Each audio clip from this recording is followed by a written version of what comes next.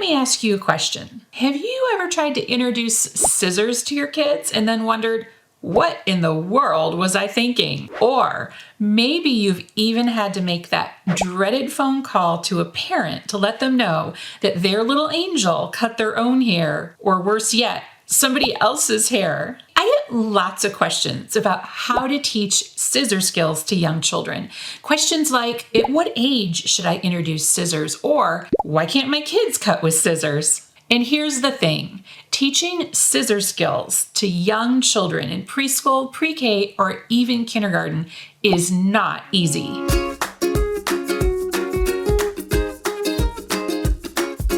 It's no secret that those children who struggle to hold a pencil or a crayon, zip their pants, or lace beads are the very same ones who also struggle with scissors. That's because their fine motor skills haven't been developed yet. Now, just to make sure we're all on the same page, the term fine motor skills refers to the small muscles in the hands that will eventually be necessary for holding a writing tool like a crayon or a pencil, and of course, eventually for writing. Fine motor skills also play a crucial role in self-help skills like putting on one's own clothes, snapping, buttoning, and even twisting the cap on and off a tube of toothpaste. So, now that we know what fine motor skills are and why they're important, I propose that there are many things you should do before you ever put scissors in the hands of young children. So one of the most beneficial things you can provide your kids with that will help develop those fine motor skills in their hands is Play-Doh. I know, so simple, right? But also so powerful. That's why it is a must-have in every single early childhood classroom and program.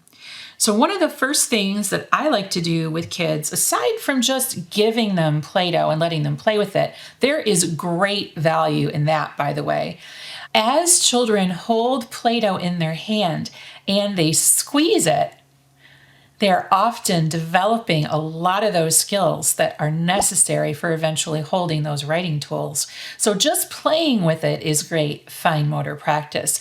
If you want to take it another step further, just having kids put a lump of Play-Doh on a table and then using golf tees. Now you can often get very cheap golf tees at the dollar store, and they're probably not good for playing golf, but they sure are good for using in the early childhood classroom. Or you can order them on Amazon. I have a colorful set that I'm using to demonstrate for our viewers here that I got on Amazon for a very inexpensive price. And as children push the golf tees into the Play-Doh, they also have to pull to remove them.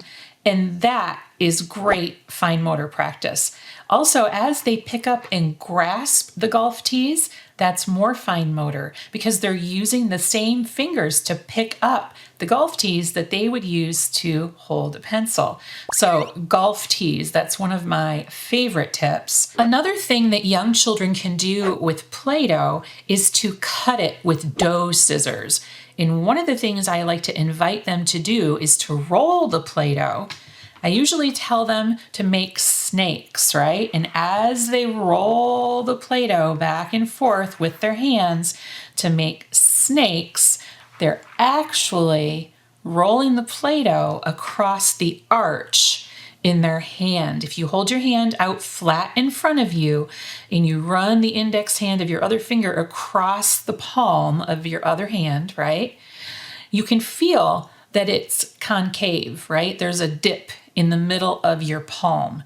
That's because you have muscles there that are supporting your hand and your fingers as you move your hand. In little kids, this area of the palm that is concave on adults is actually puffy on children, especially those children who have poorly developed fine motor skills. And this just indicates when we see those puffy palms that their muscles aren't well developed yet in their hands. So rolling Play-Doh with palms can actually put pressure on that area and help develop those muscles. Now, another thing that my students have always loved is using dough scissors.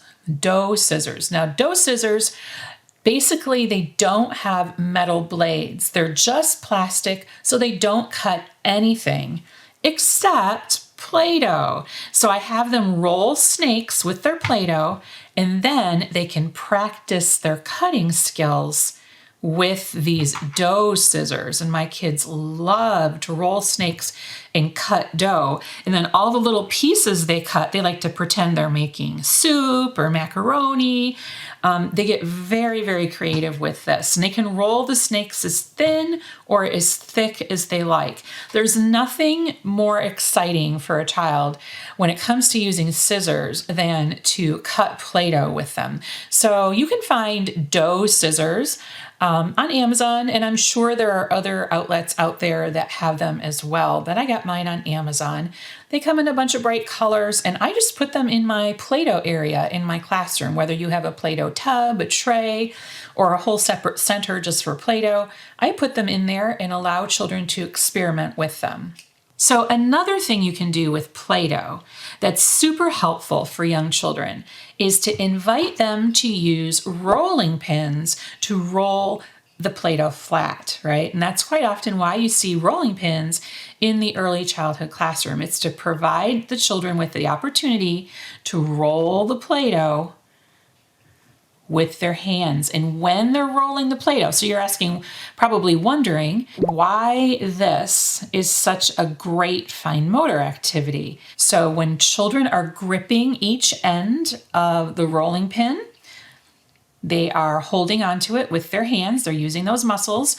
And as they roll, I try to encourage them to use their palms on those handles on each end of the rolling pin, because again, they're exercising that arch, or the arch that we hope that they'll have in the middle of their hands. And you can also get rolling pins with different textures on them. And I've got rolling pins that have wavy textures and some that make grids and so forth. And that's just an extra element that you can add to your Play-Doh center, is to provide your students with rolling pins that have these different textures on them to create interest and variety in the center. So rolling pins, dough scissors, and golf tees are some of my favorite Play-Doh activities to strengthen fine motor skills. Now, another way that you can provide your students with opportunities to develop fine motor skills is to make things fun and playful. So when children use tongs or tweezers, right? That's another reason why we see tongs or tweezers a lot in the early childhood classroom. That's because they are practicing their fine motor skills when they use these things. So for our viewers here, I'm holding a pair of gator grabbers. That's just a brand name of early childhood friendly tweezers here, and they fit nicely in the child's hand, and they have these little grippers here so that they can easily grip things. And what I like to do is to provide my students with some pom-poms, and they can use the gator grabbers to grab the pom-poms, and then I invite them to fill each slot in an ice cube tray, right? So they just pick up the pom-poms and with the tweezers, and they place them into the ice cube tray, right? It sounds like such a simple activity, but the truth is that something as quick, easy, and simple as this is actually a really, really impactful way for children to develop those muscles in their hands. And as you can see, if you're a viewer, when you squeeze these gator grabbers or tongs or tweezers, you're developing those muscles right here in between your index and your thumb, that they're going to need to be strengthened in order to hold writing tools with enough pressure to create marks on paper. And if you don't have any tongs or tweezers, guess what? The dollar store is your friend, and using clothespins works just as well. They're still exercising those same muscles in their hands when they squeeze a clothespin as they are when they're using those tweezers, and they work just as well to pick up the pom-poms and take them in and out of the ice cube tray. Next up, we have an activity that you may consider art, but it's actually perfect for practicing fine motor skills. And using those white round coffee filters, the super cheap kind that you can get at the dollar store, we're going to take a pipette or an eyedropper if you have eyedroppers at your disposal as well. And we're going to put it in some watercolor.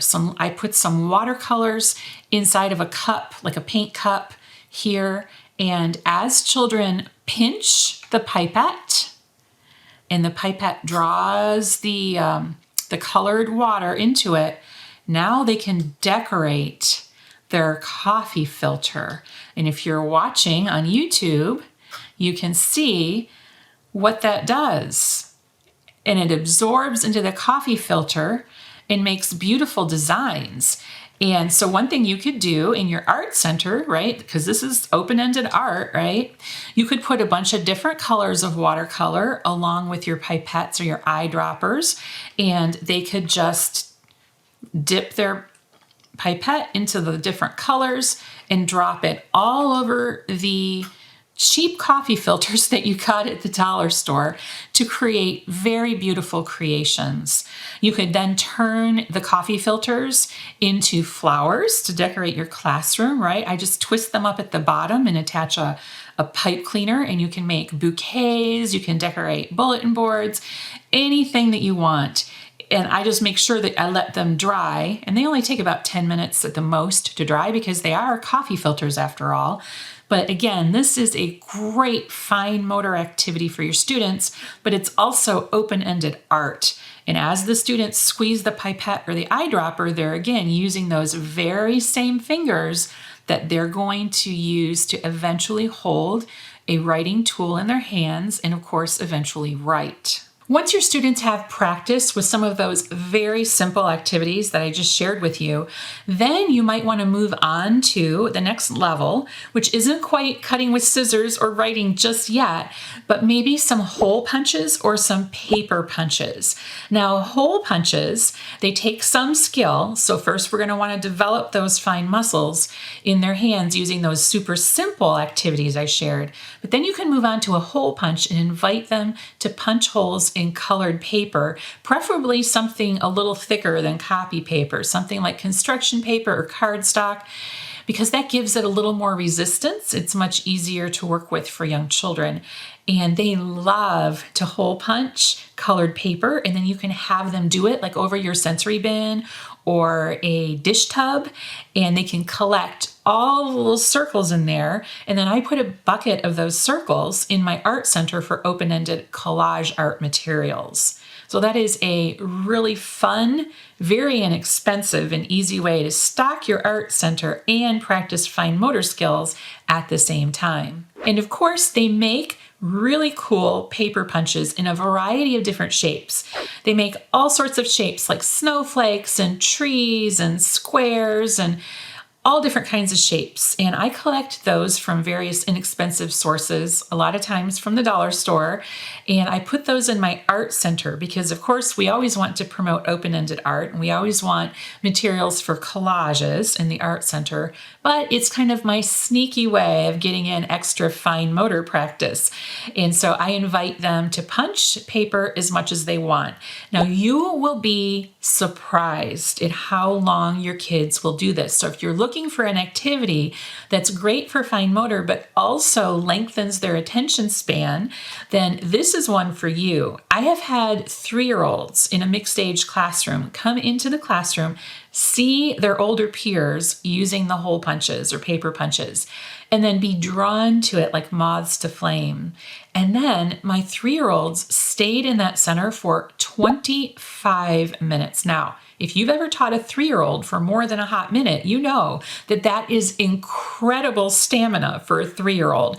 It is so fascinating to them that they can cut paper in this way, or punch paper rather. They just love it. So just put out some hole punches or some craft punches from the craft store along with some colorful paper, and you have a really fun and engaging open-ended activity that's also going to stock your art center.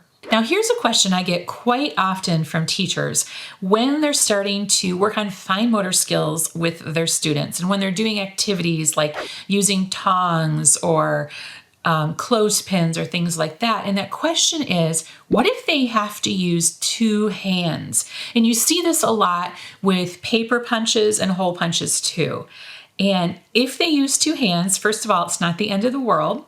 And second of all, that is information that I can use, right? That information tells me that the muscles in their hands are very weak. If they need two hands to use a hole punch or a paper puncher, that tells me that they need a lot more practice. So children who use two hands, I don't tell them, hey, just use one hand.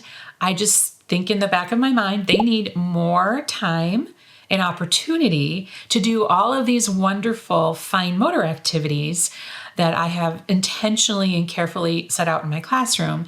And eventually they will stop using two hands. So it's not the end of the world, don't worry. And when your kids have well-developed fine motor skills, they'll be able to open, close, and cut with scissors like a pro. But don't bounce yet, because I have a free printable coming up just for you, all about fine motor skills.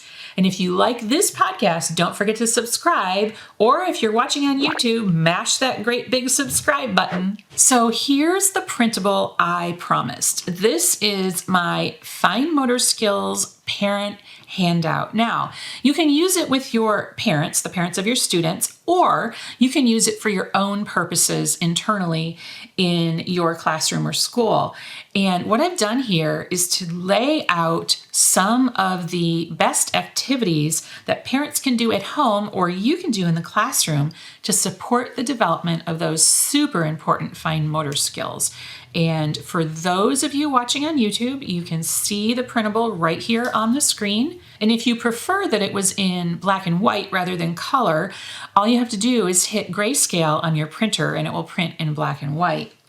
So some of the activities listed here in this fine motor skills parent handout are, of course, playing with Play-Doh, using a rolling pin, rolling snakes using the palms of their hands, rolling Play-Doh into tiny balls, using a spray bottle. This is one of my favorites I didn't mention earlier, but is so easy to do both at home and at school.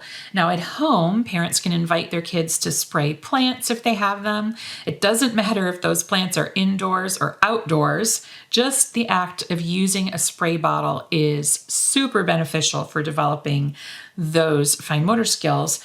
In the classroom, I invite children to take them out to the playground so they can, quote unquote, water the grass, if you will, or they can squirt the shrubs or whatever you have out there.